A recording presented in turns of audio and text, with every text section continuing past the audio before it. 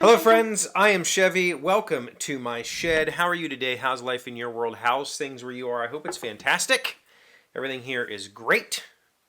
Honestly, I mean, it's thunderstorming today, and we haven't been able to play softball this week, but whatever. It's great. We're going to talk about books today because I've read some books in the past. Well, this doesn't give me dates. All right. That's just a prop. Whatever. I've read some books over the last week that I haven't talked about. I didn't do reviews on, and so I want to talk about them. So let's talk about them. We'll start off. Let's see. I definitely did a review of American Gods. I should probably figure out which one of these I didn't do a review for. For instance, I don't know. Did I do one for Every Dead? See, this is me in my normal state. This is why this channel has never like I was unable to contribute the amount of prep needed. Like I just couldn't to do 5 days a week is a lot. And I don't have enough interesting things going on in my life to do 5 days a week intelligently. Okay, so let's see. I did an American Gods review. I did Thief River Falls. So I did not do. Okay. All right. Here we go. Books I haven't done reviews about. I did not do a review of Every Dead Thing by John Connolly. I didn't rate it very well. That's why I didn't do a review about it. It was just kind of like honestly.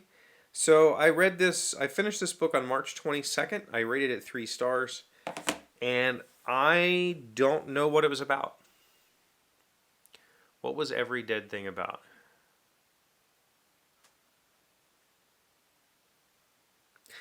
It's a series. I know that. It's the first book of a series. The Charlie Parker series. Okay, that name doesn't help me. That I literally do not know what this book is about, and I just read it last week.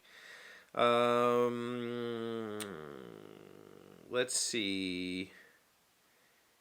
John Connolly, tortured mind and gritty world of formal detective Charlie Bird Parker, tormented by the brutal unsolved murders of his wife and young daughter. Oh, yeah.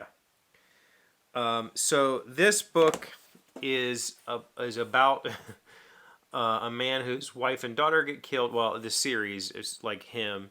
His wife and daughter get killed, and he ends up. Here's the problem I have with the book. It's like 2 books in one. There's literally like the whole first part of the book is resolved at the midpoint. Like almost in half, like exactly 50%. And then it's a completely different story from there on out.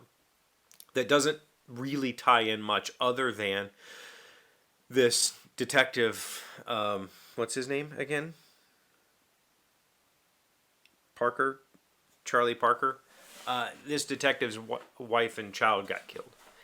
And he ends up going on this like kind of wild goose chase about it. It was trying to be more than it was.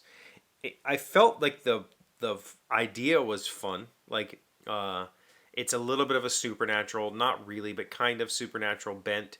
The part when he gets to Louisiana is kind of fun, but overall it was just kind of like just not really much happens, and it takes forever. It's a very long book to read through for not much to happen. And I just didn't enjoy it that much. So I think I'm going to give it another try. I'm going to continue and read book 2 just to see, but it was just whatever.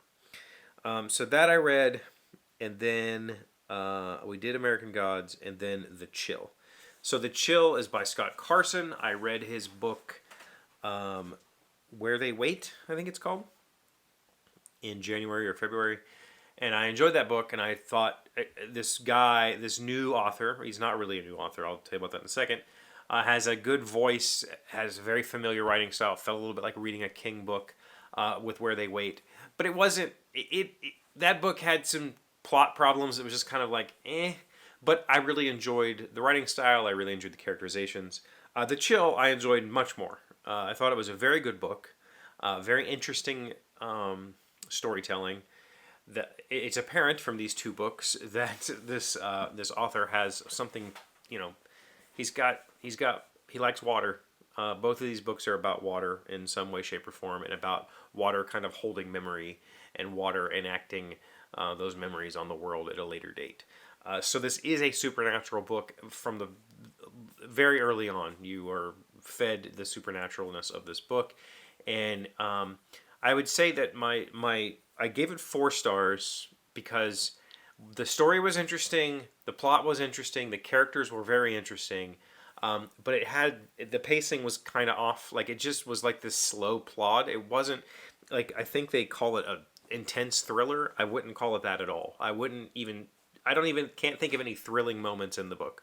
There was no moment feeling of, oh my God, what's going to happen next? There was interest in like, oh cool, let's see where this goes, but it was never like there was never that intense thriller feeling in the book. This author, Scott Carson, doesn't exist. His real name is Michael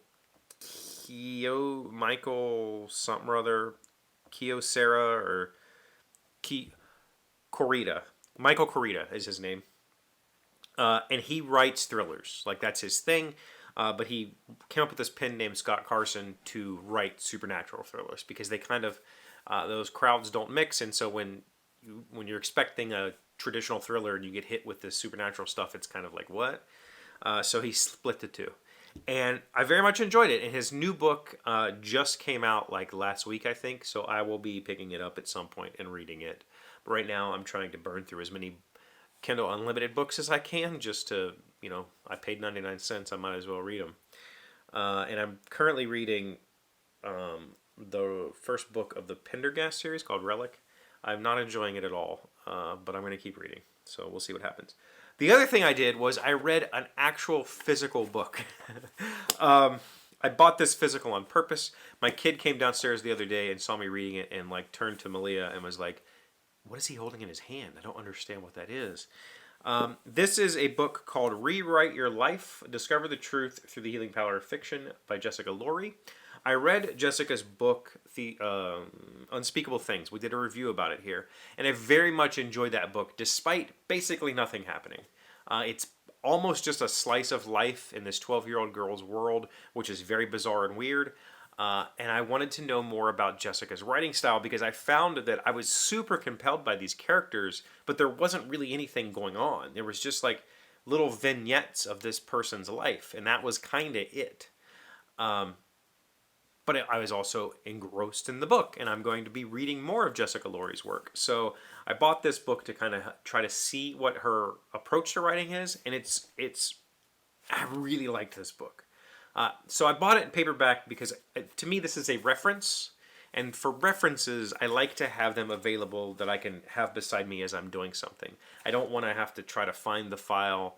When I'm reading a book, like I said I was reading Relic from Preston and Child right now, like I'll just read this until it's done. I won't be searching around on my Kindle to find another book, but for something like this is something I'm going to go back to and reference.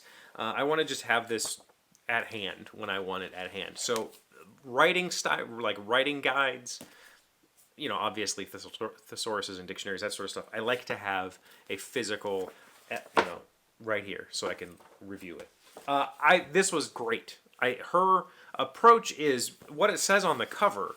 Like, figure out moments in your life, figure out your embarrassments, figure out your shame, figure out whatever that is, and put that into your characters.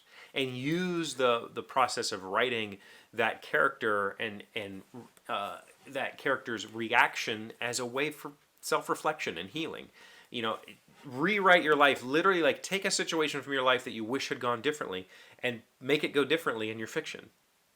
And it really, it's the first time I've seen that side of writing tackled. Usually people just say, your characters need to be believable, give them a motivation, give them a whatever.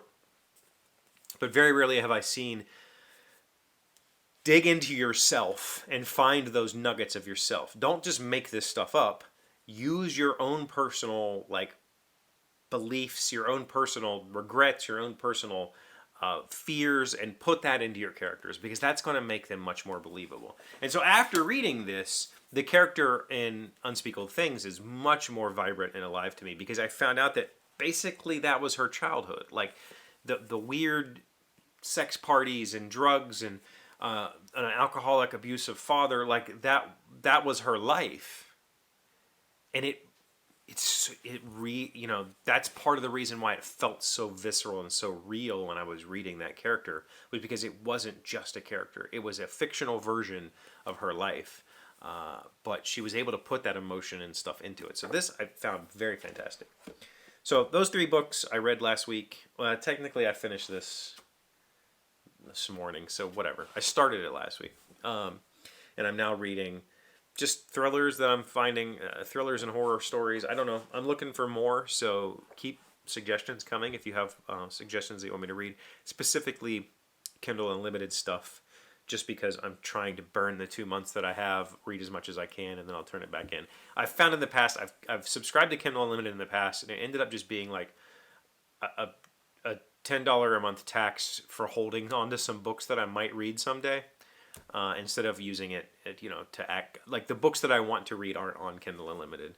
So I just paid 99 cents. I got a free month, paid 99 cents for the next month. I'm just got 2-month window to just kind of churn through some stuff. And if I find that there are series in there that I want to keep reading, then I'll stay subscribed and I'll just burn through those as I go. But I don't want to hold on to it like it's some precious, I need to just only read Kindle Unlimited. So I'm trying to get through those now, and then we'll get back to reading books that I pay for. Like, I don't want to say good books because that's not fair. I've found some very good things in Kindle Unlimited so far. But I want to get back to some of the books that I'm more interested in that cost, money. So, yeah, have you been reading? Let me know in the comments. Thank you for being here as always. Thank you for liking, commenting, subscribing, being amazing friends and wonderful people. I really appreciate you, and I'll see you again tomorrow. Today's word you should know sounds smart is unremunerative. It's an adjective meaning a job, investment, business, venture, or other activity that pays little or no financial return. We find the wealth of our cities mingled with poverty and unremunerative toil. Grover Cleveland. Unremunerative. UNRENUMERATIVE. So much of my life is unremunerative, and I need to sort that out quickly.